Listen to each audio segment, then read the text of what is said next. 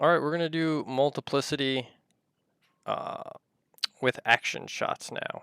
And just like with the non-action shots, I recommend you just get your action shots in order and drag them in the order you want them. Let me see if I can put them all in at once.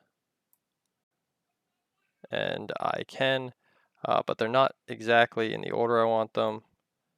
I want them in minor numbered, so I want the lower numbers toward the bottom. Or is it that I want it? Let me see.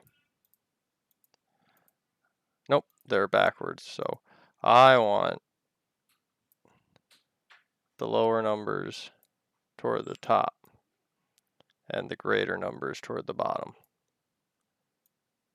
So just getting mine sorted. And now if I go through, I can see the skateboarder moving along until there is nothing. Okay. So the first thing I'm going to do is I'm just going to select all the layers. I'm going to click one layer at the bottom or top, and then I'm going to hold Shift and click at the layer on the opposite side, and I'm going to go to Edit, Auto Align, and it's going to do its thing. May take a minute. You'll see some shifting. And what it's going to do is, based on the background and everything, it's going to align it as best it can. And these are big images, so it is struggling. But we're all set. There was some movement, but we're all good. And now it's the same process as we used for the marquee tool.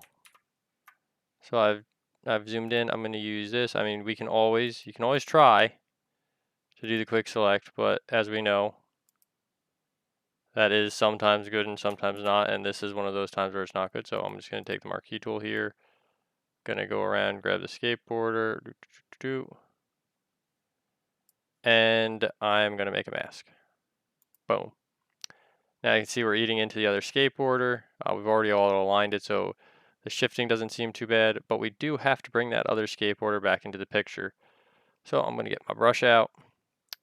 That is a huge brush, so I'm going to keep the hardness down, but I'm also going to reduce it to a smaller amount of pixels, and I want it to be black. So first things first, everywhere I need to, I'm going to work him back in, work his arm back in slowly. I'm actually going to make my brush smaller.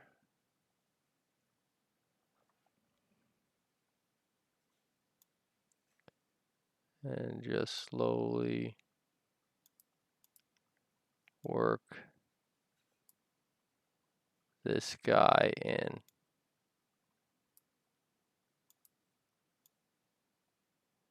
So there we go. Everything else seems to be lining up okay. No major damage. And then I go to the next layer and I do the same thing again. I get as close as I can here, even in a rush job. And we're just looking for if there's big things that we need to go back and fix. So got it. I'm going to do my mask. Once again, we're having some issues with the arm.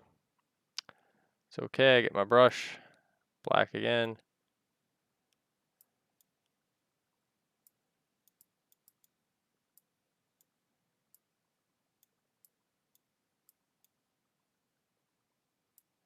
And I'm just too far away to get any accurate mention out of this, so kind of in here. Make sure all of the digits get to stay in play.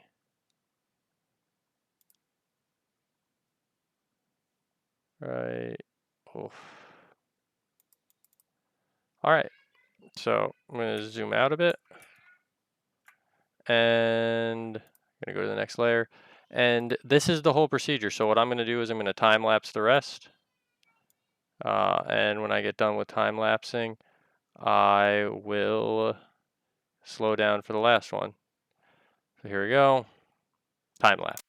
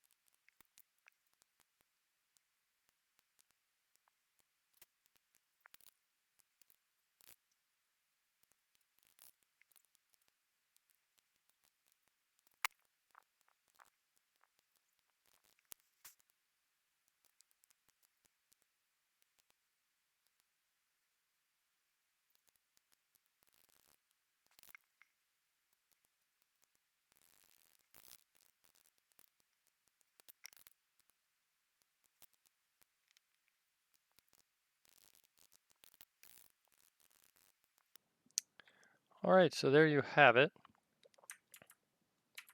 You could even, if you wanted, try to get a little more of a bit of a cropped in version and just hand this in. If you took your time and you really wanted to, you could come back through the picture and try to do kind of a superhero effect with it, where you play with the opacities all the way through, and just kind of work its way up. You could do something like this. You don't have to. But just to make it a wee bit different. Since the background's there, even if you're got a little extra, it's not going to affect things too much. So you could work on something like that.